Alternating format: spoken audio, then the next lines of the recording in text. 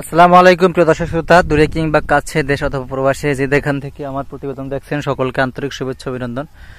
আমি একটা ঘাসের জমিতে আছি, ইন্দোনেশিয়ান স্মার্ট নেপিয়ার ঘাস। দেখেন এই ঘাসটা বাংলাদেশে বর্তমানে ব্যাপক হারে চাষ হচ্ছে। খামারিরা এই ঘাসটা খুবই গবাদি পশুর জন্য জনপ্রিয় মনে করেন।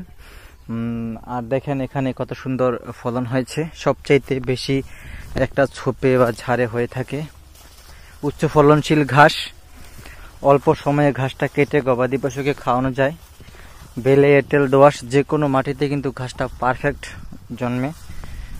আর এটা হচ্ছে 5 থেকে 7 বছর অনায়াসে ফলন পাওয়া যায় একবার কাটিং রোপণ করার ফলে।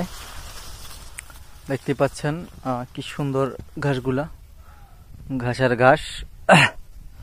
আর এখানে যে অলরেডি কিছুদিন পূর্বে এখান থেকে কাটিং কাটা হয়েছে, এখন আবার দেখেন পুনরায় হচ্ছে।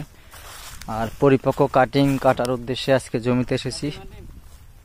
এখন এই কাটিং গুলা এই যেখান থেকে কেটে নিয়েছি, দেখেন এখান থেকে কেটে নিয়েছি। আর এই যে এখানে স্তূপ সাজিয়েছি।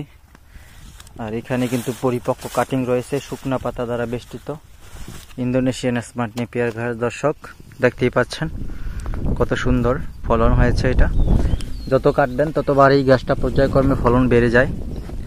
ঘাসটার 22 থেকে 25% প্রোটিন রয়েছে। ছাগল, ভেড়া, গরু, মহিষ প্রত্যেকটা গবাদি পশুর জন্য এই ঘাসটা খুবই ভালো মানের।